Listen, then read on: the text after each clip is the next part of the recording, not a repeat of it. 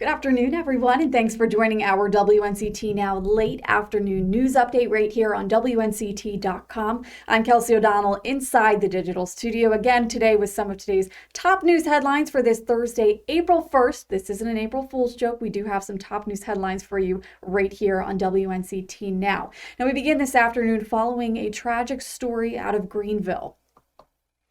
Greenville police say an 8-year-old is dead after accidentally shooting himself with a gun. It happened yesterday evening along the 1100 block of Van Dyke Street. Police say the 8-year-old was alone in a family member's parked car when he found the gun. The gun went off, hitting him in the abdomen. The child was taken to Vidant Hospital and later died this morning. Stick with WNCT on air and online for the latest updates. Authorities arrested the man they say is responsible for shooting and killing a mother of 6 from Pennsylvania during a road rage incident last week. It happened on Interstate 95 in Robeson County. 29-year-old Deshawn Floyd of Lumberton is charged with first-degree murder in connection with last week's fatal shooting. The Robeson County Sheriff's Office says he was arrested just after 12:30 today at the Parkview Apartments in Lumberton. He is accused of killing Julie Eberly when he shot into the vehicle her husband was driving. Floyd is currently being held without bond.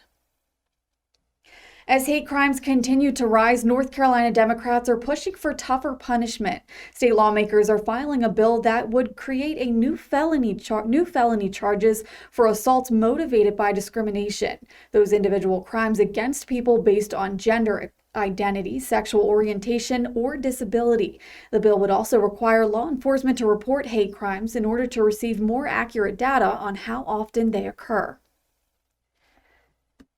California police are investigating a shooting that left 4 people dead, including a child, and 1 person injured. Orange County police arrived to a 2-story office building when shots were already being fired.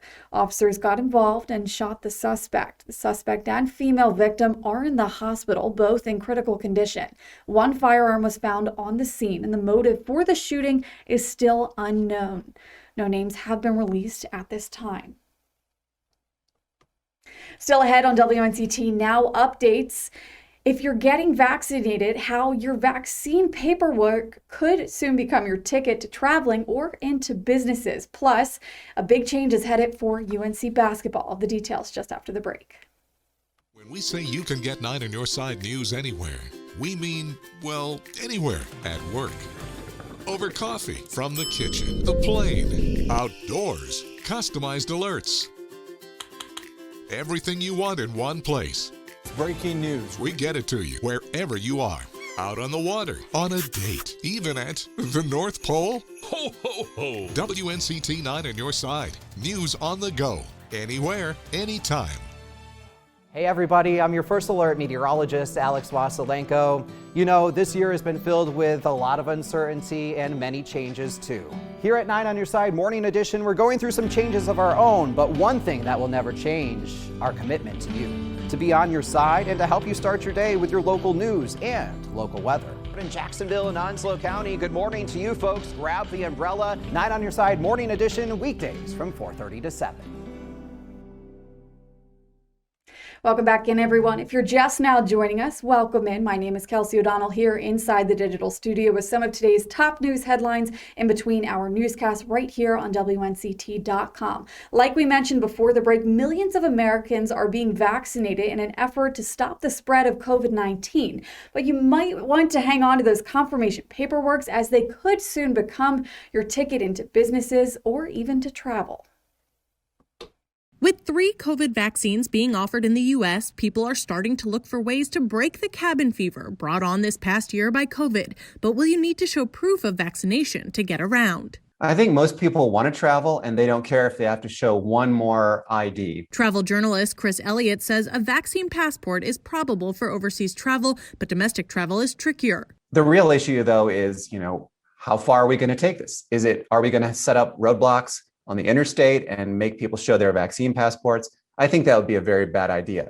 IBM is testing a version called a digital health pass, and New York became the first state to launch an app that can be used to get into entertainment venues and businesses. On Monday, the Biden administration said they'd leave the passport idea up to the private sector, but will help with guidelines. You would have to have exceptions for people who can't have a vaccine for medical or religious reasons. Case Western Reserve Law and Bioethics professor Sharona Hoffman says there are other concerns that she hopes would be addressed. It could perpetuate inequities if there are areas of the country where it's still really difficult to get vaccines. And then there's the question of privacy. Elliott cited current requirements to show proof of vaccination in places like Kenya for yellow fever. Does that violate my privacy? Yeah, but so does a passport. I have to give information to a government agency in order to go from one country to another.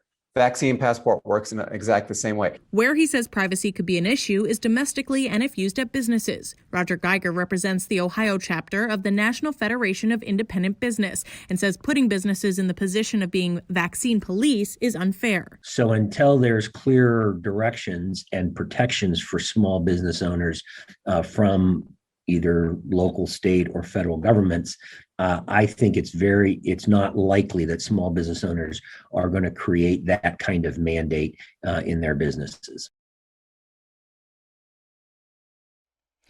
9 on Your Side continues to examine the state of different sectors in North Carolina throughout the pandemic and how they have adapted today. This week, we'll look into the state of churches. Using technology and adjusting staff has been what's keeping churches afloat for the past year. 9 on Your Side's Aaron Dean takes a look at the state of churches and religion tonight at 6 and 11 here on WNCT. You can also find it on our website right now on WNCT.com. Turning now to sports, we're following breaking news this afternoon out of Chapel Hill. University of North Carolina basketball coach Roy Williams says he is retiring. Williams led the Tar Heels to 3 NCAA championships in 2005, 2009, and the most recent one in 2017. He's been a coach at UNC for 48 seasons and is a part of the Basketball Hall of Fame. Williams will end his career third in all-time wins by a Division I coach with 903. The university says he plans to address the public during a news conference, which should be happening right now. That will do it for our WNCT Now late afternoon news update. I was about to say early. This is here on WNCT.com. If you'd like to learn any more information about any of the headlines I spoke about this afternoon, head over to our website at WNCT.com. Thanks for watching.